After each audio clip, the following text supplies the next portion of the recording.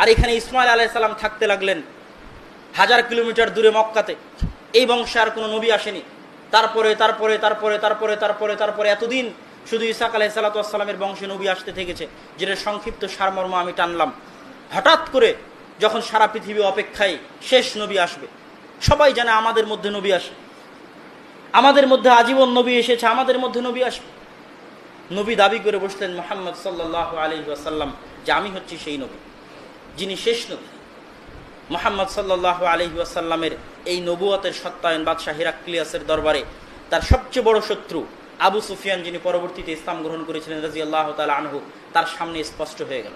ইব্রাহিম আলাইহিস সালাতু ওয়াস সালামের 2 সন্তানের কথা তাওরাত, ইনজিল, জবুর সব জায়গাতে আল্লাহ সুবহানাহু ওয়া তাআলা বলেছে, এবং আল্লাহ সুবহানাহু ওয়া তাআলা বলেছে তোমাদের ভাইদের মধ্যে থেকে একজন নবী আসবে। তারা মনে করেছে আমাদের ভাই মানে হয়তো এই বংশেরই আর বাকি যারা আছে তাদের ভাই তাদের ভাই তাদের ভাই। তারা কোনো সময় খেয়াল করেনি ইব্রাহিম আলাইহিস সালাতু ওয়াস সালামের আরেক সন্তান ছিল ইসমাইল, যিনি বসবাস করতো বাইতুল্লাহ কাবায়, তারাও তাদের ভাইয়ের অন্তর্ভুক্ত। ওই ভাইয়ের বংশে আল্লাহ সুবহানাহু ওয়া তাআলা মুহাম্মদ সাল্লাল্লাহু আলাইহি ওয়াসাল্লামকে পাঠালেন। এখন মুহাম্মদ সাল্লাল্লাহু আলাইহি ওয়াসাল্লাম পৃথিবীতে আসার পরে তাকে তো প্রমাণ করতে হবে যে তিনি মিল্লাতে ইব্রাহিমের অনুসারী। এতদিন পর্যন্ত সবাই দাবি করে এসেছে, যুগ যুগ ধরে তাদের বংশে নবী এসেছে, তারা দাবি করেছে তারা মিল্লাতে ইব্রাহিমের অনুসারী। এই জন্য মুহাম্মদ সাল্লাল্লাহু আলাইহি ওয়াসাল্লামকে আল্লাহ অনেক নিদর্শন দিয়ে তাকেও মিল্লাতে ইব্রাহিমের অনুসারী প্রমাণ করেছেন। তার একটা বড় নিদর্শন ছিল 17 মাসের জন্য বাইতুল মুকাদ্দাসকে কিবলা বানিয়ে দেওয়া, যেখানে তৎকালীন মক্কার কাফের কুরাইশদের কাছে সবচেয়ে সম্মানের জায়গা ছিল কাবা। যেহেতু তারা আহলুল কিতাব নয়, আহলুল কিতাব হচ্ছে ইহুদি এবং খ্রিস্টানেরা, তাদের সম্মানের জায়গা বাইতুল মুকাদ্দাস। মক্কার কাফের মুশরিকদের সম্মানের জায়গা হচ্ছে কাবা। দুটো ইব্রাহিম আলাইহিস সালাতু ওয়াস সালামের সন্তান বংশধরদের মধ্যে আবাদ হতে থেকেছে। সুতরাং মুহাম্মদ সাল্লাল্লাহু আলাইহি সাল্লামের অন্তর সবচেয়ে শীর্ষস্থানের জায়গা হচ্ছে কাবা, কিন্তু আল্লাহ আদেশ দিলেন বাইতুল মুকাদ্দাসের ইবাদত করো, বাইতুল মুকাদ্দাসের দিকে কিবলা করে সালাত আদায় করো। এটা ফাওকিয়াত।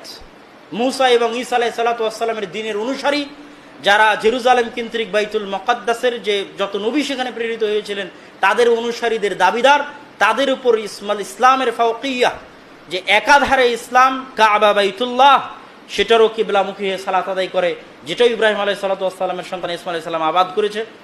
আর দ্বিতীয়ত বাইতুল মুকাদ্দাস, সেটার দিকেও মুখ করে তারা 17 মাস সালাত আদায় করেছে। দ্বিতীয় আল্লাহ সুবহানাহু ওয়া তাআলা মুহাম্মদ সাল্লাল্লাহু আলাইহি ওয়াসাল্লামকে সুবহানাল্লাযী আসরা বিআবদিহি লাইলাম মিনাল মাসজিদিল হারাম ইলাল মাসজিদিল আকসা, আল্লাহ চাইলে মক্কা থেকে সরাসরি 7ম আসমানে নিয়ে যেতে পারতেন মিরাজের সফরে। আল্লাহ সুবহানাহু ওয়া তাআলা সেটা না করে তাকে নিয়ে গেলেন বাইতুল মুকাদ্দাস। সকল নবীর ইমামতি করানোর তৌফিক তাকে দিলেন বাইতুল মুকাদ্দাস। এটা হচ্ছে ইসলামের ফাওকিয়া আলা জামিউদ দ্বীন। যত দিন, যত ধর্ম, যত নবী এবং রাসূল পৃথিবীতে এসেছিল তাদের প্রচারিত সকল দিনের উপর ইসলামের ফাওকিয়া। সম্মানিত উপস্থিতি, এই দ্বীনে ইব্রাহিমের অনুসরণ, মিল্লাতে ইব্রাহিমের অনুসরণ হচ্ছে একমাত্র হকের রাস্তা, একমাত্র নাজাতের রাস্তা, এবং এইটাতে ইহুদি, খ্রিস্টান, মুসলিম কারো কোনো দ্বিমত নেই, মতভেদ নেই। জাস্ট আমাদেরকে জানতে হবে যে সঠিক এবং সত্য দ্বীনে ইব্রাহিম এবং মিল্লাতে ইব্রাহিম কোনটা। এবং ইব্রাহিম আলাইহিস সালাতু ওয়াস সালামের এই লম্বা জীবনী থেকে আমাদেরকে শিক্ষা নিতে হবে। প্রত্যেকটা ঘটনা শিক্ষণীয়, প্রত্যেকটা আলোচনা শিক্ষণীয়। ইব্রাহিম আলাইহিস সালাতু ওয়াস সালামের ঘটনার এক একটা ঘটনার উপর ঘন্টার পর ঘন্টা বক্তব্য দেওয়া যাবে। আল্লাহ সুবহানাহু ওয়া তাআলা যেন আমাদেরকে ইব্রাহিম আলাইহিস সালাতু ওয়াস সালামের মতো, তার সন্তানদের মতো, তার পরিবার পরিজনের মতো, তার স্ত্রীর মতো, আপনি যে আদর্শ নেবেন সে আদর্শই ইব্রাহিমের পরিবারের মধ্যে আছে। আদর্শ পিতার আদর্শ নেবেন, ইব্রাহিমের মধ্যে আছে। আদর্শ স্ত্রীর আদর্শ নেবেন, ইব্রাহিমের স্ত্রীদের মধ্যে আছে। ইব্রাহিমের স্ত্রী সারার মধ্যে আছে, ইব্রাহিমের স্ত্রী হাজেরার মধ্যে আছে আলাইহিস সালাতু ওয়াস সালাম। আদর্শ সন্তানের আদর্শ নেবেন, ইব্রাহিম আলাইহিস সালাতু ওয়াস সালামের সন্তানদের মধ্যে আছে।